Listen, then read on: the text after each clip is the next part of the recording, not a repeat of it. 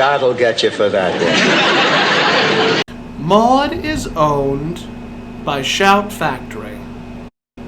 God'll Get You for That, Walter is produced for entertainment purposes only. Sponsored in part by Finley's Friendly Appliances. Hello, everybody, and welcome to another episode of God'll Get You for That, Walter. Yes, he will. A podcast all about the Norman Lear hit sitcom Maude. Among other things. Sometimes. Today's episode, we are going over, give me 2 seconds, Doctor, which aired September 19th, 1972. The previous episode, which we did not mention, was Maude's Problem, which aired September 12th, 1972. Wow. Yes. This was another, wild episode. Yes, it was. That dealt with something very much of the time that is still happening today. Absolutely. The episode begins with, Maude doing what Maude does best, and that's being Maude. There was a hurricane at the time called Maude. And a friend of hers calls up, and Maude is pretty distraught that they named a hurricane Maude after herself. Yes. And even Carol said, now you know how I felt when they named the last hurricane Carol. Because back then, hurricanes were always named for women. Yes, they were. Today there's more than just. Yes, they're named after men. They could be, hurricanes are now gender neutral. Hurricanes are gender neutral. Which they are. They were gender neutral back then too, but they weren't named gender neutrally. They were gendered. They were gendered last year. Yes, as last year. Back then, they were gendered back then as female. And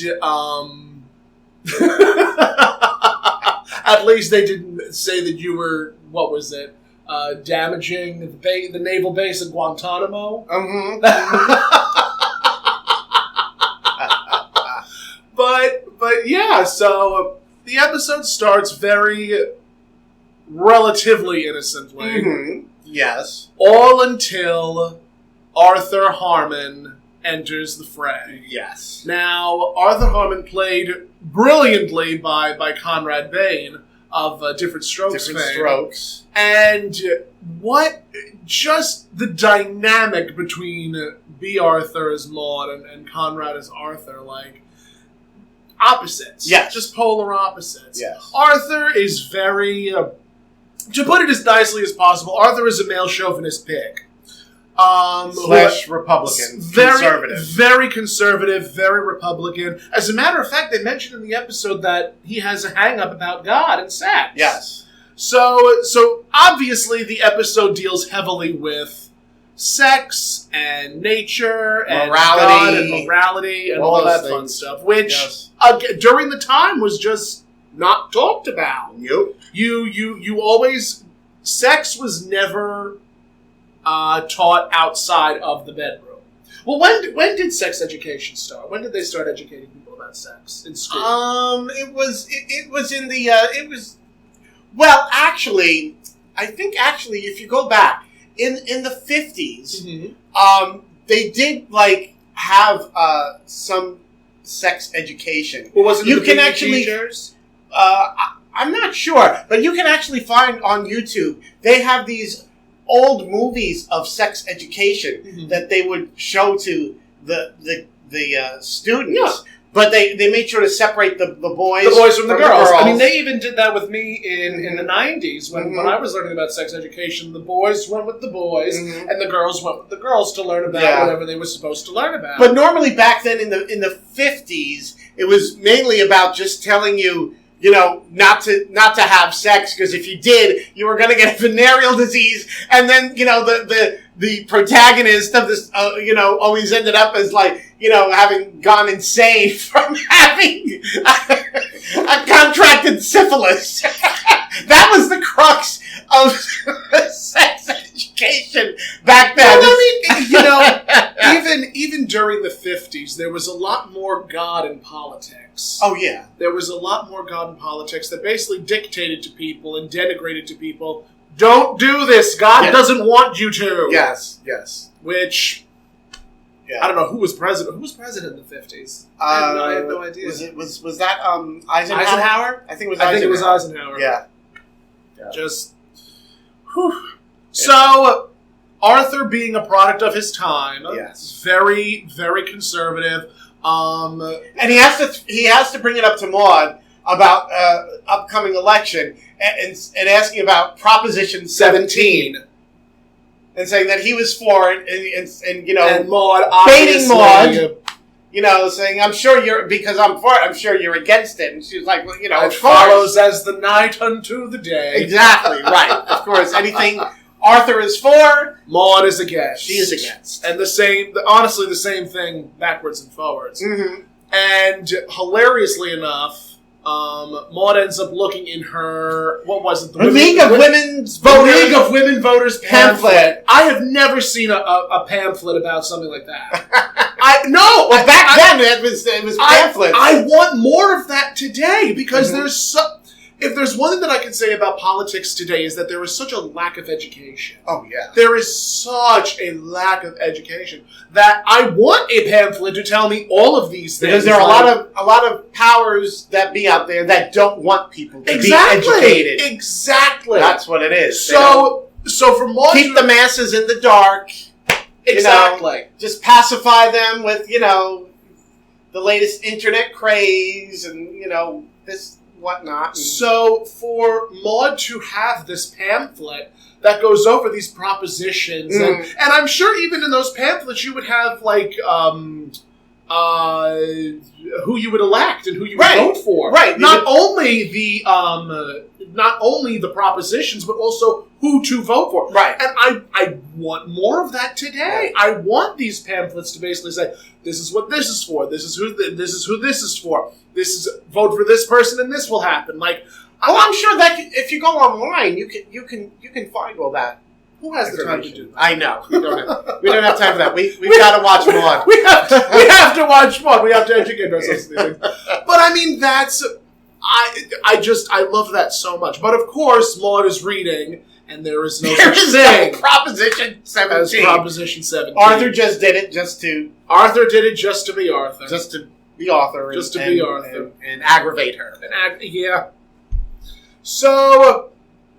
Arthur leaves. He leaves. Carol comes in with her son Philip, who's all disheveled. Right. And says, "Go upstairs, Philip. We'll talk about it later." Mm-hmm. And Carol says to Maude, Philip was in the backyard with Arthur's granddaughter, Angela, without a stitch of clothing on, looking at each other. Yes. Now, that's how people learned the difference between what makes a boy and what makes a girl a girl. Mm-hmm. Now, to some, that would be innocent, that would be very playful. There really is nothing perverted in examining the human body, especially at that age. You don't know any better. Right. Now, Philip at the time, I think, was supposed to be 8. I was going to say 6, 7, 8, somewhere in that. Said they were. She said they were 8 years old. Yeah. So at 8 years old, you don't know any better. It's that level of innocence where it's like nothing. Although I don't know how innocent 8-year-olds are nowadays. Nowadays, they're not so much. In early 70s.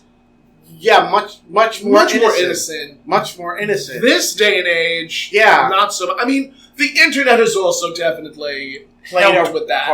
Played a big role in that. Yes.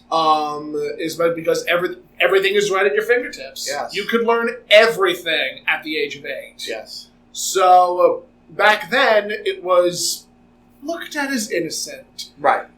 And then Arthur shows up. Right. So and it's fun, and Maude and Carol, they were both, it was cute. So cute. They were laughing about it. They were chuckling and laughing, looking at each other's, and then being curious. And then Walter says, I just hope Arthur... Pray to God. He prays to God that Arthur doesn't find out. Doesn't find out. And Arthur storms in saying, Maude! Carol! And then Walter says, there is no God. There is no God. Because Arthur found out. And Arthur just takes the argument into orbit, saying things that really he has no business saying, no business addressing. He takes it to all these different places. He's all these different places, like talking about McCarthy and homosexuals in the Capitol. In the State Department. Oh, in the State Department. In the State Department, which I'm sure there were. Riddled with homosexuals. You know, especially if there were a lot of Republicans. Log cabin Republicans. Can you imagine such a thing? You know, not to digress, but I am going to digress. Go right ahead. Like, you know, whenever, you know, the Republican conventions are, apparently, like, Grindr goes crazy. Yes. It's true. It's fact. Little ladybug in all of us, I guess. Yeah, I guess so, yes.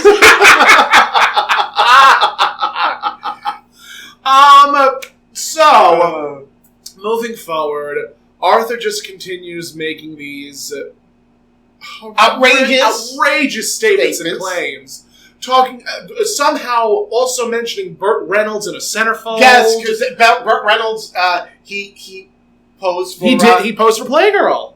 Was it Playgirl? No, it was Cosmopolitan. It was Cosmopolitan. He didn't show everything. He tucked it away. He tucked it away. It was tucked away. So, you know, he was naked, but you don't see everything. Yeah. But at the time, it was very controversial. Yes. Very controversial. But all the women wanted the magazine. Of course they did. You know, it was, you know. Sex will always sell. Sex sells. Sex will always sell. It always sells. And, you know, it was one of those things where, like, Arthur took this bit of innocence, two children, look, and just, it's the moral decay of society, it's pornography, it's all of these things, and, you know, I'm not saying that he's right, mm-hmm. but there is a sliver of truth in what he's saying. Mm. And the only reason I say that is because the more people are educated to what's going on, it's the same with the internet. Mm-hmm. The internet is there, yeah, and people are educating themselves to what's going on. It has a lot to do with education. But where Arthur just loses the argument completely is where God is brought into the equation. Right.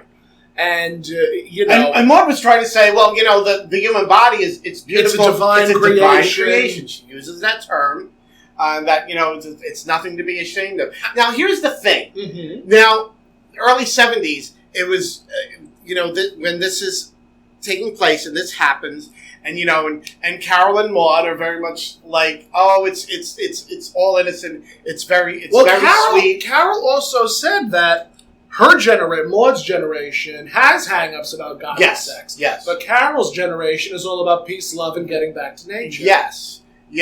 But now, here's the thing. Like in the early 70s, you know, they're saying that, it's sweet, it's cute, and innocent.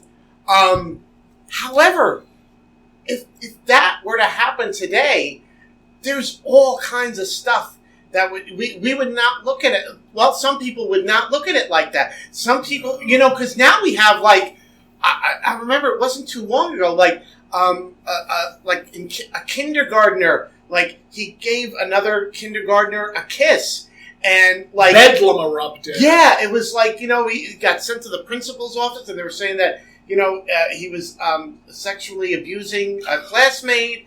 And there's a whole conversation about consent when it comes to that. So, in terms of the episode, we don't know the parameters of which Philip and Angela were, who coerced her, who coerced You don't know whose idea it was. You don't know whose idea it was. So it stands to reason... Although they sort of implied it was Philip's. They implied it was Philip's, yes. You know, because even Maude said, oh, well, Philip, you know, he was trying to be like you, because he was trying to be like Arthur. Like Arthur, because he's a doctor. So... But now it seems like if that were when things like that do happen, now all of a sudden it's like, oh, it doesn't it's like people's hackles are raised, and it's like I honestly do think that it's because of these types of conversations and because of this education. Because the older we get, we're obviously going to see such a dramatic shift in things. Mm-hmm. Where, like, if you're a child, you're going to have to have those conversations. The child is going to have to be educated into how to treat another individual. Right.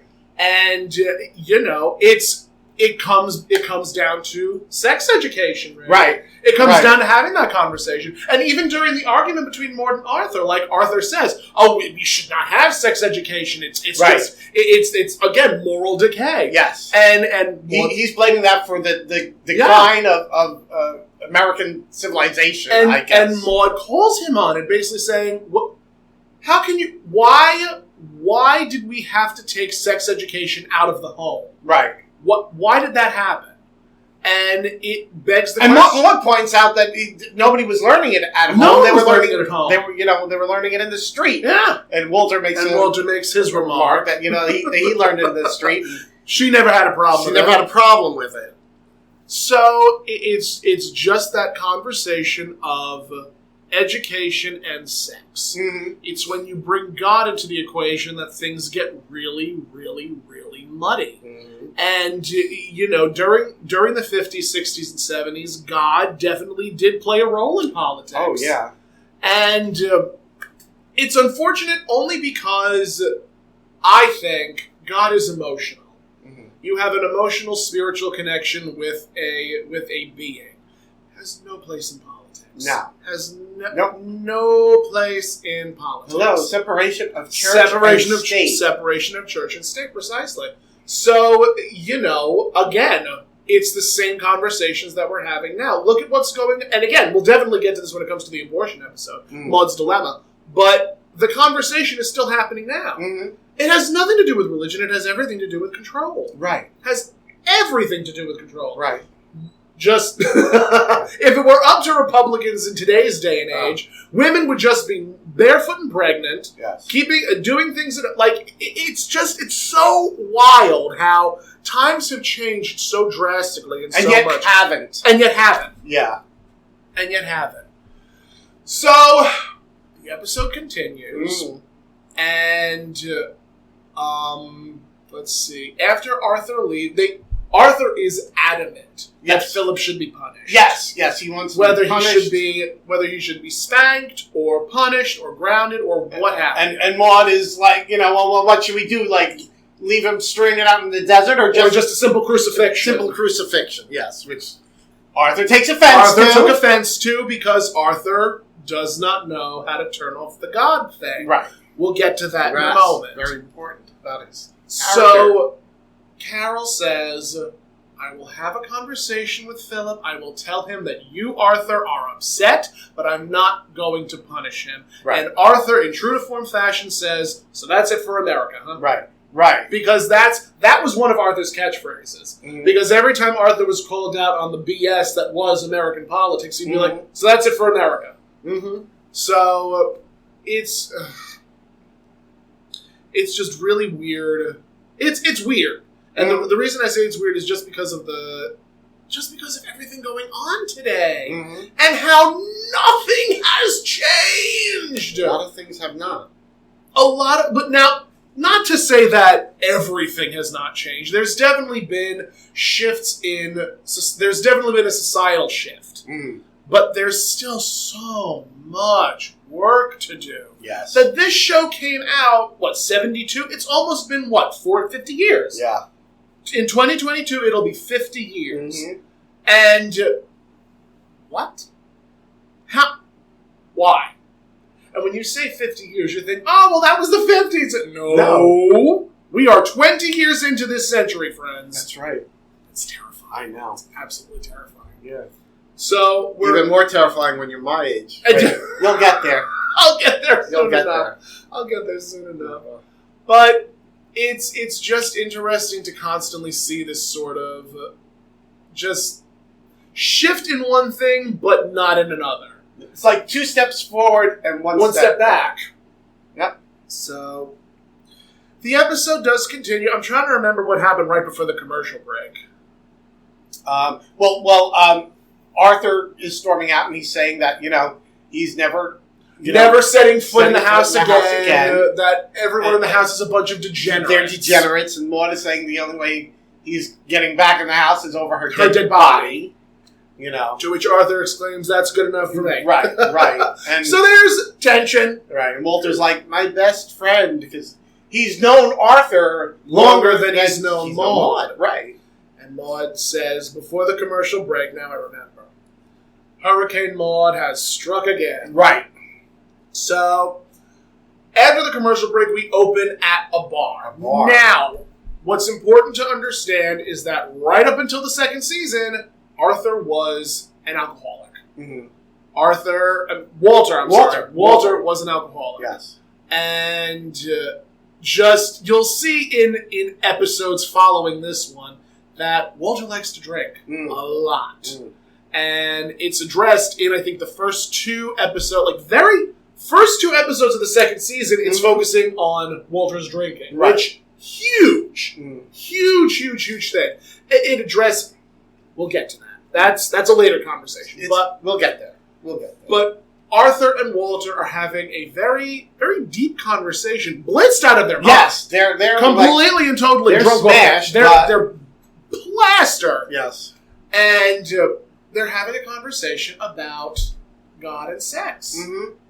And, Arthur has hang-ups about God and sex. Because, what did he mention? His father was a pastor? Minister? I think a pastor. They're from Vermont. And the mother was the pharmacist? I think so, yeah. Yeah, so that's as a way of saying, well, why is he so, why is God and, medicine so critical to his character? Because the father was a minister and the mother was a pharmacist. So that's what he grew up with, I guess. And, I only went to catechism. I went to religious school, I forget, every Wednesday or every Thursday or something to that effect. And just learning about all of these things. And, I was a Catholic until I reached the age of reason. I was. I'm not. I can beat that. Go right ahead. My mother got involved with Jehovah's Witnesses. Oy vey. Yeah. So that's a lot.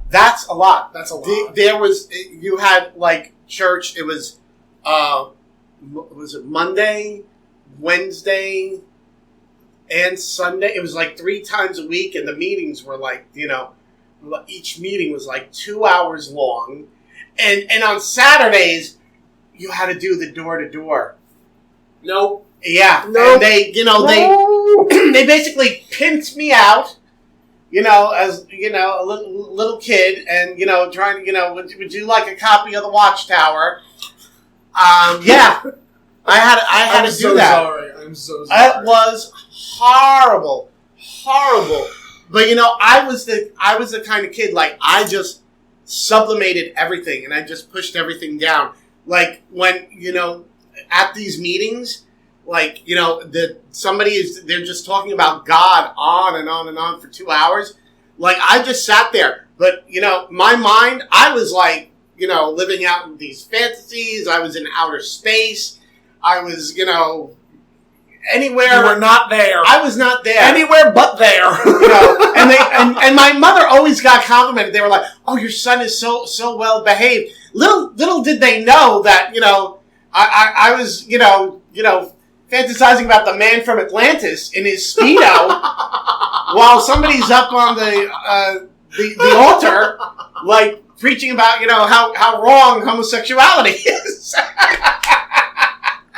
Well, it's funny that we have these conversations. When I was younger, that was how my next door neighbor and I would do what Philip and Angela would do. We would just strip down totally naked and just look at each other. Uh-huh. And it's okay, that's what that is. That's what I am. Okay, so we both have the same parts. Uh-huh. And then that would be the end of it. Uh-huh. So our parents ended up finding out. Oh. And this was I want to say the early 90s. The AIDS epidemic was still going on, and I remember explicitly them saying, "Don't do that, you'll get sick." Oh. And I'm like, "Get sick? What am I doing wrong?" Yeah. What? Should I not hang out with this friend of mine? Now, mind you, I had been very good friends with them and him and their family right up until they moved. So it was just one of those things where I'm like, I'm a 6-year-old child. I don't know any better. What am I doing wrong? Right. And you'll later find out, like, that's the mentality that my parents were in. Right. They were nervous that something was going to happen, right. that something disastrous was going to happen to me, that I was going to die, and these are the things that goes through a parent's mind. Of course. And well, you have to say, your parents are, they worry about their kids, of course. And so it was like, they were doing it because they wanted to protect you. Yeah, of course. Oh no, of course. Trust me, I did not begrudge my parents for like what they told me. Right. Not until like not until I was in my 20s when I actually came out. Right. And it's just fascinating. It's really fascinating that, like, I am so sorry you had to go through that. Oh, me too. I am so sorry you had to do that. Oh, it was horrible. That's horrible. Yeah. Yeah. Which is why now I have nothing to do with religion. It's like, But I mean, it stands to reason that, and if you have a specific faith, and you are the type of person that believes so heavily in a specific deity, do it. Right. But don't force your beliefs down someone else's throat onto others that might not feel the same way. And I feel like, that is definitely that is something that is brought up not a lot, but often in Maude. Because, you can't have a controversial opinion on anything without addressing religion. Of course not. No. Which, there are some religions out there that are cults. Yeah. There are some religions out there that are very free and easy. Yeah. And, if you have a specific faith, do it. Do whatever feels right to you. Believe whatever you feel will make you a better person.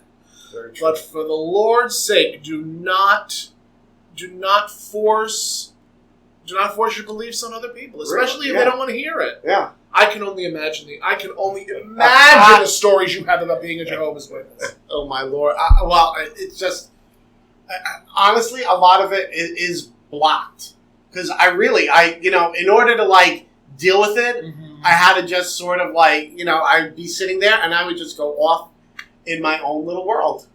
Yeah. And it was like that was the best that I could do, except for when then they started, as I say, pimping me out to like, go the door-to-door thing. Well, yeah, it's the innocence of a child. Yeah. A child will get more people involved because, oh, how cute. Sure, I'll listen to you. Yeah. And then you learn all of these things. And also making it seem like, oh, well, look, here, look here, the kids in our religion, they're like, oh, look how well behaved they are, and they're like, they're like, talking about God and everything like that. So, people whose kids were maybe not so well behaved or whatever, or sort of like, they were like, wow, look how well behaved the kids are, and this and that, and it's like, oh, but not really. It was like I was scouring the Bible for every passage I could find about sodomy, and and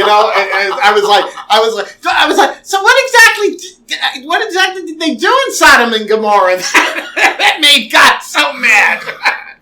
And are there pictures? Are there pictures? Like in the encyclopedia for pictures of what a penis and a vagina look like.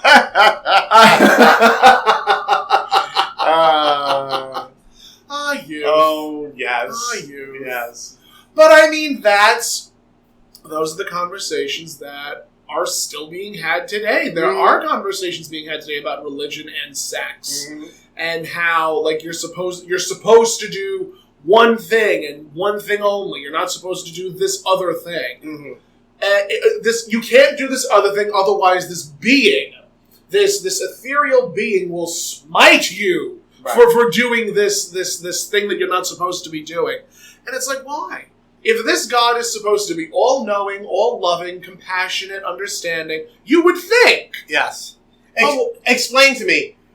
Old Testament God, you did any little thing wrong, and you were dead. You were smited. I mean, look at, like, Job was like, Joshua, Cain and Abel. Yeah. New Testament God is all of a sudden it's like, oh, turn the other cheek, and you must love one another, and it's like, okay, they don't seem like the same God to me. Nope, they're not. Can someone explain that? They are not. That's amazing. I don't know when or where the shift was, but I have tried to educate myself to other beliefs.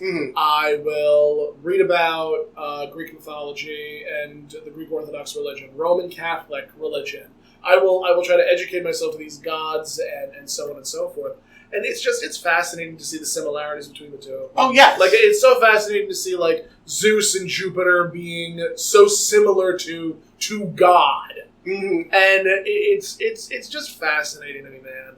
But also, I mean, and I actually did like a paper on this in school. The whole story of Jesus dying and being resurrected.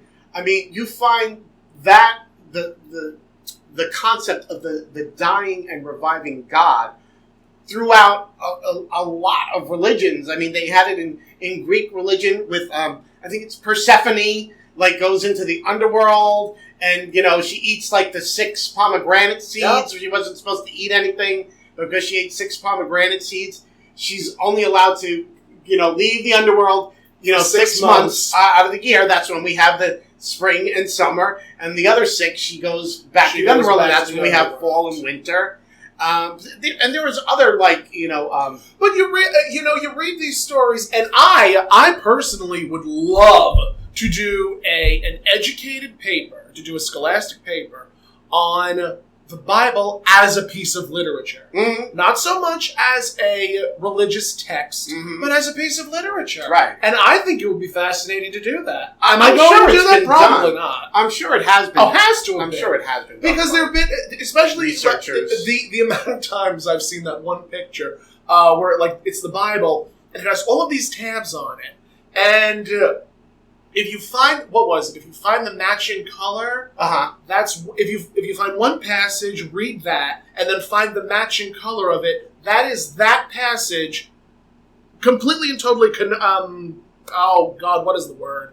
Contradicting that previous passage. Yeah, and it's so bizarre. Well, we have to talk about. We have to, as long as we're going there, we have to talk about how people will throw up to us, like in Leviticus, that homosexuality is an abomination. Okay, this has been proven backwards and forwards. And in that same passage, it goes on about, homosexuality is an abomination, but it's just as bad as all these other things, like eating pork, wearing 2 different types of Sabbath, wearing 2 different types of fabric, polycottons. Yes, they were polycotton blends. Can't eat shellfish. Yeah, eating shellfish, working on the Sabbath. There's a whole list of things, and people and these, right-wing Christian conservatives, they love to just point out the one thing. But it's like, but when you call them out on the other side, like, oh, well, that doesn't count anymore. It's like, okay, well, you know what? Then please show me where in the Bible it specifically states, oh, by the way, all these things in Leviticus no longer apply, except that one. Except that. Please show, where is the chapter and verse on that? I have watched a lot of videos. I've done a little bit of research where the Bible was translated from Hebrew, I believe. Probably, yeah. And the word for homosexual that was used was actually translated to mean pedophile. Okay. where it was like, a young man shall not lie, or a young boy shall not lie with man. Right. And that's what they meant. Right. I don't think that they meant homosexuality. I think that was, as time progresses, people are going to try and translate this sort of ancient text that nobody speaks anymore. Right. It is an old, dead language. Now, Hebrew is still very much a modern language. People do still study it. Yes. But the language that the Bible was written in, it was not something that people took the time to translate. Or they loosely translated. Or they translated it in a way that they chose to. Yeah. And that was what? That was when the King James Bible was written, what, during the 50s? I don't know. I have to look that up, but we have to research. I'm pretty sure the King James Bible, which is the one that a lot of conservatives tend to use, is the one that has the most against homosexuals. Mm-hmm. I'm pretty sure. Yeah. Someone just check our facts. Our facts and comment below. Email us. But yeah, it's a conversation that constantly comes up. And it's going to be a topic of conversation for us to discuss throughout the entirety of this series. Absolutely. And, the more the time progresses, the more people will learn about Catholicism and the Bible and all of the wonderment that exists within it. I say that while I cross my eyes. So, oh my! Wow, that was a tangent. The episode continues. That was an epic tangent. That was a tangent. That was, and they'll get better. Oh, they'll get better, friends. Yeah, absolutely. So the episode continues with Walter and Arthur basically having the conversation where Walter says, like, you don't know how to turn the God thing off. You're kind of smug. Right, yes. Arthur is saying how, he tries to turn the God thing off when he... Especially as a doctor. Yes. As a doctor, you have to turn off the God thing. Mm-hmm. And that was the quote, quote, quote, God thing. That was how it was addressed. Oh, we have to talk about, though, that Arthur said, he tried calling... But he tried calling the house. Yes. He tried calling the Finley's house. Tried calling Walter twice. Yes. And each time he had to hang up because Arthur thought it was Maude. Yes. And Walter says, "Dummy, you were hanging up on me." Yes. He couldn't tell the difference between Walter and Arthur says, "My God, one of you has to raise your voices." One of you has to raise your voice an octave. So you can tell the difference. Oh, goodness. Which all goes back, of course, that, B. Arthur's, B. Arthur was very much raspy, very husky very raspy voice. Just not what was the norm back then. No. I ended up, while we were doing some research, I ended up reading, Maude was a show about women's lib and women's liberation, which up until that point was not addressed. No. Up until that point was not discussed in the slightest. No. And definitely not on a situational comedy. Definitely not on a situational comedy. Yeah. And, to harken back to the All in the Family episodes, B. Arthur's Maude was a force. Oh, yeah. Again, I see the color from Archie's face just drain away. Yes. And, during that time, there really wasn't a sort of sword and shield carrying female character like that. No. So, that's why we're here. Yeah. That's why we're here. True. So the episode continues. Arthur and Walter leave the bar. Well, they make plans. And then before they leave, Walter goes 2 more for the road and holds up 3 fingers. Yeah.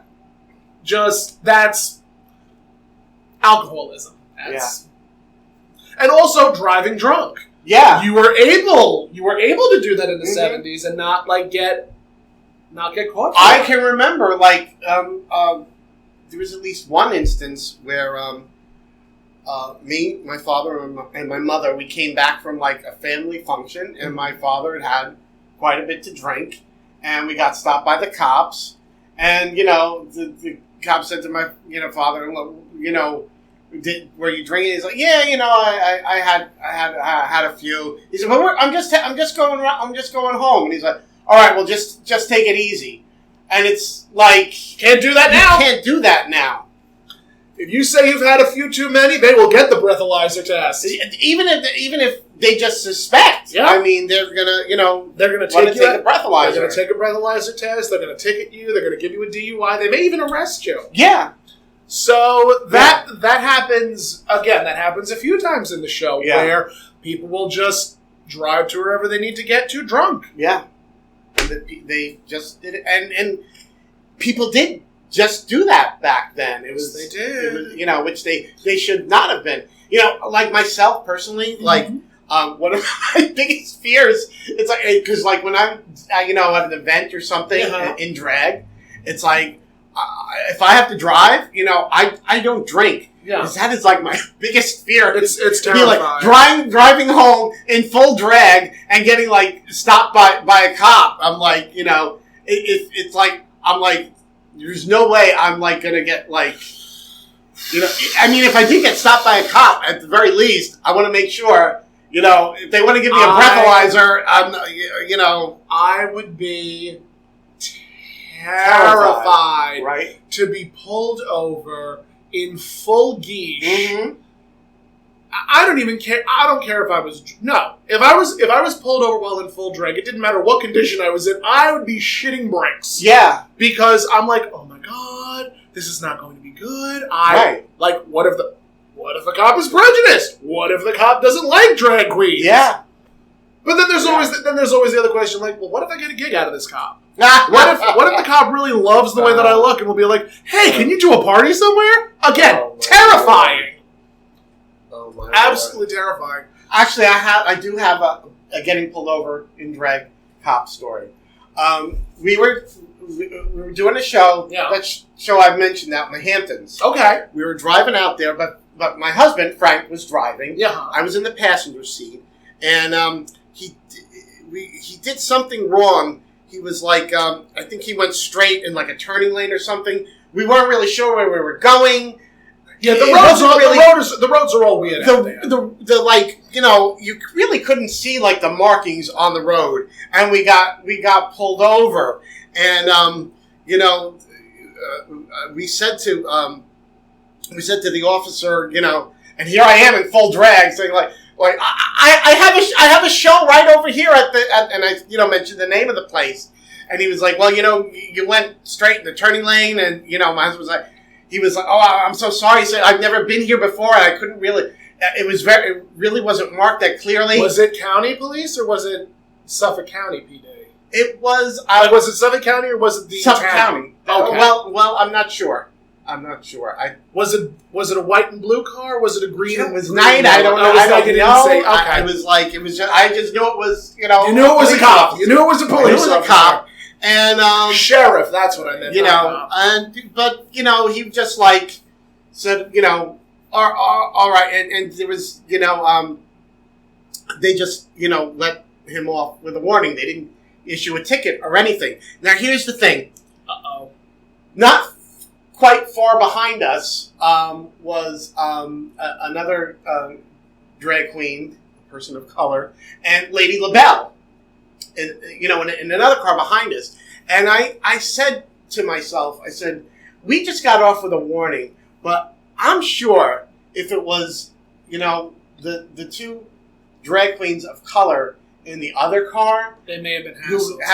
If that happened to, I'm sure they probably would, at the very least, have gotten a ticket. Yeah. At the very least, would have gotten a ticket. I don't know what else might have occurred, but that that unfortunately is a reality. And that is definitely a reality. And what people don't understand when they talk about white privilege is, white persons don't really understand a lot of them that that pass that you're given, that's white privilege.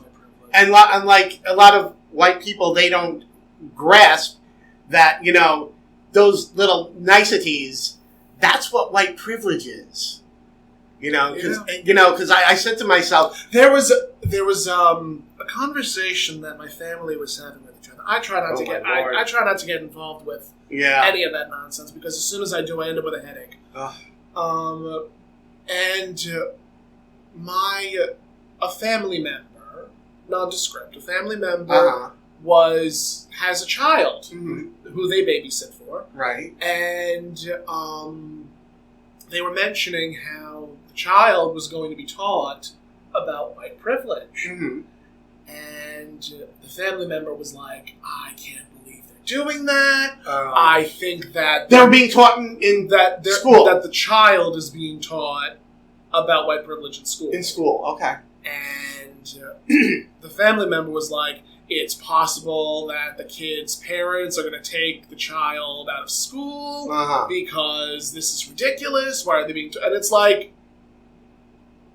if you've never lived it, you don't understand it. Right. And I actually had a conversation with a friend of mine a couple of days ago, actually, on Facebook, where you can empathize. Right. And you can sympathize. But unless you've lived it, you really can't understand it. Exactly. Which is something that I have been, not so much struggling with, but trying to, I guess, I don't even know the word to use, but I need to take my time and understand that what I am saying and what is being discussed, I might not have the right to speak on. Like, there are certain things that I can talk about, right, and there are certain things that I cannot talk about. True. And that's another one of the reasons why we're doing the show, because there are conversations that Maude inserts herself into that she really has no business inserting herself into those conversations. True. We can certainly speak about white privilege. We can certainly, because we benefited from it. We've benefited. We have still continue to benefit from white privilege. Yeah, it's just a matter of fact. And I said that night, I was like, I was so relieved that it was me and my husband that were pulled over, and not, Lady LaBelle and the other passengers, because there might not have been a show. Because if it had been the other car, I don't know. I honestly don't know what would have happened. I don't know what would have happened. You don't know what would have happened. That's scary. It is. It is scary, and it's unfortunate. Yeah, but that's white privilege that I can say. Well, I'm glad it was me who got pulled over by a cop. Yes, and not them. Yeah. So. So that's that. All right. So Walter and Arthur, they make plans. So Walter's going to go home. Walter's going to go home. 30 minutes after Walter gets home, Arthur's going to come over. Is going to come over. So Walter enters the house, drunk as a skunk. And starts drinking more. Oh, no, wait. Before that, even, Carol and Maude have a sort of mother-daughter thing. Oh, that's right. Where they were talking about Carol's dress. Oh, that's right. That's right. Where Maude is like a very tight, short blue dress. But it was a very cute dress. It was cute. Oh, yes. I would have worn it. Me too. And, Maude is, of course, being Maude. And Carol's like, it's a dress. It's beautiful. I picked it out. Like, what can you tell me about the cut, the color? Like, just compliment the outfit. Right. And then Maude goes, oh, I understand about the cut, the shape, the color. It's short. It's short. And that's just another part of Maude. That's just another part of Maude's charm. She does not hold back. She will tell even her daughter where to go and how to get there. Absolutely. And one thing that I wanted to point out was, this was also during a time when Carol would call Maude. Oh. She wouldn't call... There were definitely some episodes where Carol would call Maude my mother or mother. But there were also times when Carol would call Maude, which would never have happened in previous sitcoms. Yeah. Would never have happened in previous shows. The mother would always be called Mom, Mommy, Mother, whatever the case would be. Would never be like... Leave It to Beaver would never call June Cleaver June. No, of course not. You would never see a child addressing a mother by their first name. name. No. So that was just was a little bit of potpourri. And the episode continues from there after the conversation. Walter comes home drunk as a skunk. Yes. And short story long, because I'm trying to like piece together what happens afterwards. And he's going for more alcohol. Yeah, he's going for another drink. He's like he poured sloshed. himself another drink. Yeah. Sloshed out of his brain, drove home drunk, and there's now a glass that has alcohol in it for itself. So, again, drunk as a skunk, and he ends up mentioning that Arthur is going to come over. Right, and right. Maude goes She flips out. She loses her mind. And while Walter is addressing all the things like, well, you said that Arthur was all these bad things, but what about you? Right. You were also saying a lot of bad things. Right. Or, Arthur was saying bad things about the Finleys, but Maude was also coming back at Arthur with a lot of venom and vitriol. And while all of this is happening, Walter starts undressing himself. Yes! And he starts saying, well, this beautiful body is one of the wonders of the world. Maude said it was a divine creation. Said it was a divine creation. Yes. And basically calling out Carol and Maude on their hypocrisy. Right. And Carol and Maude are at their wits' end trying to put the clothes... Trying to redress Walter in his drunken stupor. Finally culminating in Maude relenting and saying, You're right. I do have a hang-up about sex. I do have all of these things, but please just put clothes on. Right. So Carol, because Walter was also saying, Carol, you're also not getting undressed. Right. Why are you all not getting undressed right now? And they end up getting Walter into the chair, putting clothes on him, and Walter is in his boxes. Yes. He is in his boxers. Boxer drawers, that's it. Right. Literally walking around the set with his pants around his ankles. Around the ankles. And we've all been there. We have all been there. Yes, we have all been there. And while Maude and Carol are helping put Walter's clothes back on, Arthur walks in. Of course, the most inopportune moment. Because naturally. That's when you're going to walk in. Of course. So Arthur, gasps. He is agog. He is aghast at what's happening. Walter, half naked. Walter's naked on the couch and... On the chair. And Maude and Carol literally on their knees trying to get Walter back into clothing. Yes. And he says, you are a bunch of degenerates, and races out of the house. Yep. And then there's the epilogue. Yes. Where Carol goes to leave for work in a very gorgeous maroon dress. With a slit. With two slits on the sides. Very attractive dress. Yes. And Maude's basically saying, Walter better know better than to, do anything stupid right now. Because he just completely and totally embarrassed everybody in the household. Right. So Carol leaves to go to work. Walter starts coming downstairs. Again, hungover. The door closes and he winces, so he's in a serious amount of... walk of shame. Oh, yeah. Definitely a walk of shame. Totally. And he goes to sit down, and he slowly sits down. And Maude basically rakes him across the coals, but softly. Yes. She does not scream at him. She does not exacerbate his trauma. She was nice. She gave him a cup of coffee. Yeah, she gave him a cup of coffee, basically saying, I've never been so embarrassed in my life. Mm-hmm. I can't believe what you did last night. Right. It was shameful. It was disgusting. Walter is just like, I know. And Walter understands exactly what's going on. Yeah. And then he asks Maude a very, very important question. Mm-hmm. What did I do last night? Mm-hmm. Because that's how drunk he was. Yeah. Did not. Which we're all laughing at, but... We're all laughing at it, but that is something that means he blacked out. Yeah, he had an alcoholic blackout. Yep, he had an alcoholic blackout. Yeah, not pretty. Not pretty at all. Not pretty. I'm very fortunate because I've never blacked out. Me either. I've gotten drunk to the point of throwing up, but I've never gotten blackout drunk. Remind me to tell you about the night I did the Ice Palace Princess with Bella Noche. Oh, boy. I can only imagine the story about that. So,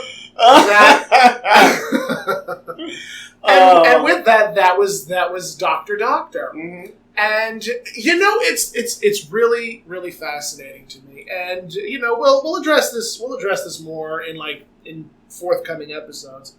But if there's one thing that I've noticed is that in certain episodes, specifically like the musical episodes, because with Maude there's several musical episodes, and whenever those musical episodes happen, it always pertains to like Maude being the center of attention, doing these big dramatic songs like "My Way" and "Smile." I'm trying to think of like another example. A Hard-Hearted Hannah, your favorite. My favorite. I could sing that song like nobody's business.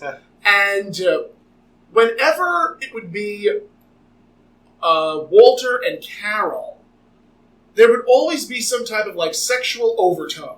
Like there was one episode where Carol and Walter did Fever, where Walter was a patient and Carol was the nurse. The nurse, the what the hell is the term I'm looking for? The candy striper. Oh, okay. Or either the candy striper or the nurse. I know that she had the hat with the nurse's outfit. Right. Another example is in I think Maude's musical, which is I think it's in the first season. I just forget which episode it is. Where Carol is performing. What the hell is she performing? I think there was one where she performed "I Like You Very Much" by Carmen Miranda, and that was another thing. That's another thing worth noting. When it came to certain episodes, Carol was usually the other influence. Like you would have Florida as obviously the African American. We'll say token. I hate using that term, but it's the one that's coming to mind right now because that's where I'm at. You would have her as the token. Then you would have Carol as sort of the Asian influence or the South American influence. Like for I'm trying to think now. Like it was just I feel like they could have better chosen songs for Carol. Like Fever is a great number for her because it's nondescript. Right. But like singing I Like You Very Much by Carmen Miranda coming out of Adrienne Barbeau's mouth. Right. Like I was like, it's a little much. There was another one where it was another musical episode where Carol would come out in this very, very Asian inspired outfit where it was, but they took full advantage of Adrienne Barbeau's body, where it would just be like a bra and either harem pants or a skirt with like a lot of bells and whistles on it, and just really interesting what they did to Carol, like what they did to Carol's character. Yeah, so that will be something to address in later episodes. But again, it was just one of those things that I'm like, why are they sort of sexualizing Carol and Walter's relationship in some areas? Strange. Very strange. Yeah. Very strange. I think there was even like a couple of comments where it was like, they really shouldn't have gone that crazy with the two of them. And I know that Adrienne and Conrad had a very good relationship. Like there were a lot of times when Conrad would like help Adrienne with like acting roles, and he would almost be like a mentor to her. But they never really addressed the relationship between Bill Macy and Adrienne. I don't even think Adrienne's referenced that relationship. I know that when B. Arthur passed, Adrienne was devastated. Oh, sure. She was devastated when B. Arthur passed. But yeah, it's just interesting to see this. And Adrienne's the last remaining cast member. Right. Because everyone else is about Rue, Hermione, Conrad, B, Bill, they're all gone. Esther Roll. Esther Roll. Esther Roll, when did Esther Roll die? I don't know. 98? 99? We'll have to research that. Oh. But yeah, it's fascinating to see again that progression of where the show was to where it can be placed in today's society. I know. But That was it. That was the That episode. was the episode. Oh my goodness. Oh my goodness. I'm worn out from that episode. Right? My goodness. And it's like every other episode, it's the same thing. You're going to just have these issues to unpack and digest and process. I feel like I went through a therapy session. It was the religion that did it. I think so. It was the religion. It was, without a doubt. Without a doubt. So that brings us to the conclusion of another episode of God Will Get You for That, Walter. He will. If you would like to follow me, I love that. If you would like to follow me, you can at that Tomcat on all forms of social media. And if you would like to follow Toni Homeperm, you can at... best place is ToniHomeperm.com, I guess. Perfect. And all things Toni Homeperm are there. All Toni Homeperm all the time. Yes. And we'll see you on another episode of God Will Get You for That, Walter. Good night.